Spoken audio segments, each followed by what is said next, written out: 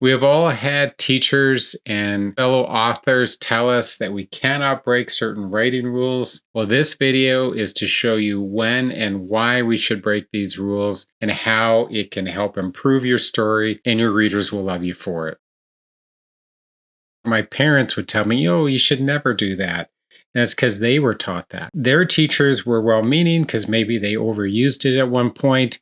But again, as authors writing novels and stories, we can easily break that rule, and this is when we should. So let's change it to this. She wanted to say more, but he was already gone. Now, when you say those two sentences out loud, doesn't the second one flow and sound much nicer? And it also draws me into the story a little bit more.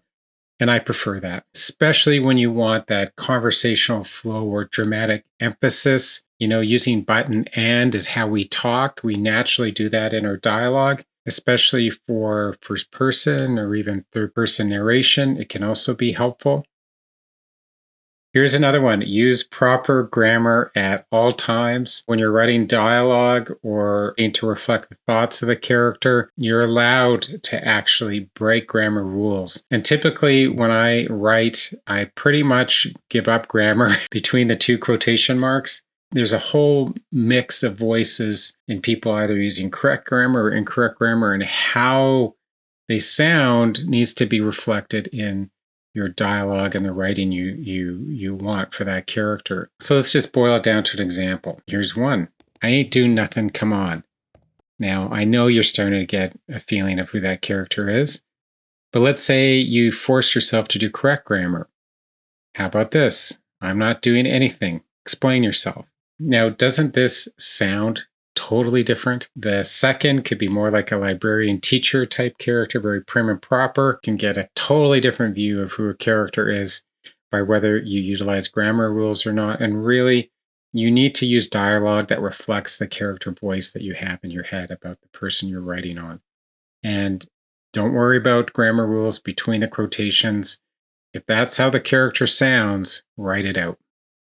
You need to use sentence fragments, especially when you want to enhance intensity, rhythm, or add a sense of realism to your writing. So let's look at an example. She tried to explain, but it was difficult because emotions were high. Sure, it's a good sentence. We can probably get away with it. Depends on your story. This might actually work perfectly. But if you want to have it more punchy and raw, especially for emotional high stakes, sometimes using sentence fragments is the way to go. So let's do something like this. She mouthed the words, silence. Her heart hammered. Already I like that. I think to me, it did what we wanted. And so let's move on. I must admit, this is typically on my mind when I'm editing. I'm always trying to spot active versus passive voice. And of course, here's something that is more active. Someone had vandalized the front door with red spray paint. Now, is that the best? Well, maybe. But if I don't care who did it, I just care about the damage. I don't need to identify who that unknown actor is in causing it. I just want to use this passage, the vandalism, the damage, to increase the tension. So instead of using active voice, passive voice can work quite well. The front door had been vandalized with red spray paint. To use passive voice when it's the right time. Never repeat words. Of course, as authors, we know we need to do that to add rhythm, emotional, or weight. So oftentimes by repeating that word is we want to draw it out to really emphasize its meaning to the character, and the reader's going to ideally feel it when they read it. So repetition mimics the passage of time and then that emotional strain. So when you repeat words related to, let's say, example, character, it's going to impact them. So let's do this. He waited and waited and waited. We actually broke 3 so-called rules here. Never start a sentence with and, never use sentence fragments, and never repeat words.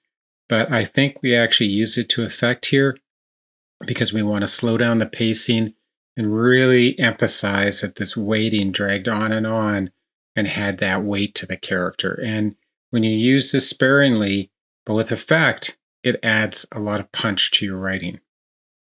Here's another one, especially for those that grew up writing essays all the time. For non-creative writing, yeah, that's critical. Not going to lie there. For essays and so on, you need to do that. But if you really want to visualize that emphasis or have some dramatic silence, you can tighten this paragraph significantly and really add a lot of weight to the very few precise words you pick.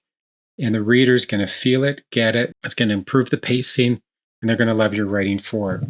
So instead of all of that, let's just try this. She turned the handle, locked. Her hand trembled. Was he inside? Now, doesn't that sound exciting? Sure, you can use that first paragraph. Maybe that's not an important point of the story, and you can flesh it out and immerse the reader in that showy type of writing. But if you want to increase pacing and have a really punchy, fast-paced passage, you can use these short sentences. It almost feels like a screenplay or a film. When I'm writing my mysteries and thrillers, in a very tense moment, you're going to probably find my writing becomes a lot more precise, because to me, it's the pacing and the right word choice that's going to add the thrills and mysteries to what I'm trying to get across. And of course, this works for any genre, but that's just my experiences. Now, for my subscribers, you'll notice that the studio has changed thanks to some viewers who recommended I make some tweaks to it. Hope you enjoy it. And if you happen to like these videos, click like and subscribe. Happy writing.